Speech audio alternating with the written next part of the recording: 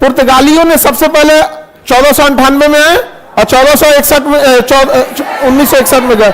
Operation विजय चलाया गया था इनको भगाने के लिए, हालांकि कारगिल में भी ऑपरेशन विजय ही चलाया गया था। यहाँ पे कालीकट में इन्होंने पहला कारखाना डाला था। समझिए कारखाना क्यों डाला जाता था। सबसे कोई भी कंपनी जब भारत में आए थे तो ज्यादा से ज्यादा धन लूटने के लिए आए थे। अब आप ही बताइए, अगर आप कोई रेगिस्तान के देश के रहने वाले हैं तो आपके यहां तो ना गेहूं होने वाला है ना चावल, तो आप किसी देश को अगर आप कब्जा करते हैं उपनिवेश बनाने के लिए, उपनिवेश मतलब केवल धन दौलत लूटने के लिए जब कब्जा किया जाता है तो उपनिवेश कहते हैं उसे, कॉलोनी क्या कहते हैं, कॉलोनी। तो अंग्रेज हमें कॉलोनी बनाए थे सब, यहां धन दौलत लूटने के लिए। तो अगर कोई रेगिस्तान वाला है और यहां आके गेहूं काट के लेके जाए या धान काट के ले जाए तो बेवकूफ है। यहां गेहूं काटे, धान काटे और यहां एक कारखाना लगाए, धान से चावल निकाले, गेहूं से फटक के उसका पूरा गेहूं निकाल दे, आटा निकाले और उसके बाद यहां से ले जाए तो मैक्सिमम चीजों को क्या कर सकता है, ले जा सकता है कि पूरा उठा के ले जाएगा। धाने लेके चलो बहुत दिक्कत होगा। तो उसी तरह से जितने भी विदेशी आए थे सब वो यहां आते थे, यहां से कच्चा माल खरीदते थे और उसे अपने कारखाना में लाते थे, रिफाइन करते थे और उसके बाद जो मेन पदार्थ होता था वो लेके जाते थे सब यहां से। अब यहां नारियल लेके जाएंगे सब, यहां नारियल ले आया सब, उसको नारियल को सुखाया सब, उससे तेल निकाल दिया सब, नारियल लेके तेल लेके चला गया सब। अब पता चला एक ट्रक आप नारियल को तेल निकालेंगे तो कितना निकलेगा, 30% तेल निकलेगा। तो कारखाने में वो लोग कच्चा माल से क्या करते थे, फर्निश्ड गुड का क्या करते थे, निर्माण करते थे। समझ में आ रहा है कि नहीं आ रहा है, किसी को दिक्कत। तो पहला कारखाना कहां डाला था इन लोगों ने, कहां पर, कालीगढ़। इस कारखाने में क्या होता था, समझ में आ रहा है कि नहीं आ रहा, क्या होता था कारखाने में, कच्चे माल के लिए ले जाया जाता है यहां पे। अब जैसे यहां से कपास ले जाना है, आपको पता है वो कपास रुई को बोलते हैं, रुई को क्या कहते हैं, कपास।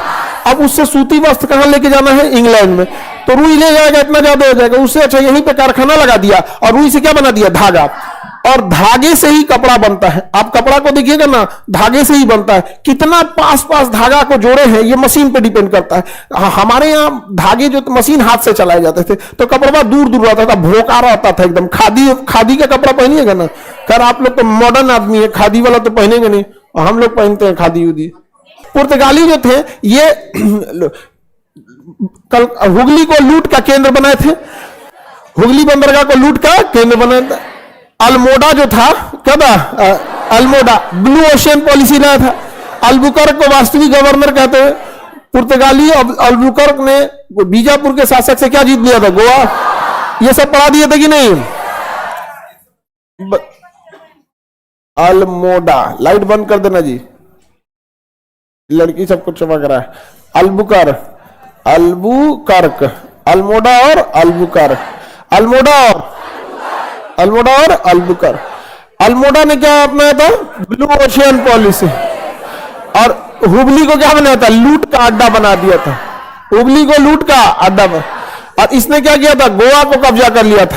क्या किया था, अल्बुकर्क ने गोवा को कब्जा कर दिया और भारतीय महिलाओं से क्या किया था, विवाह करने के लिए प्रेरित किया था। यहाँ पर इसने गोवा में प्रिंटिंग प्रेस की स्थापना किया था। क्या किया था, प्रिंटिंग प्रेस।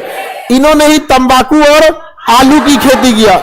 भारत में तंबाकू और आलू की खेती पुर्तगालियों ने, आलू की खेती चालू किया, तंबाकू की खेती चालू किया।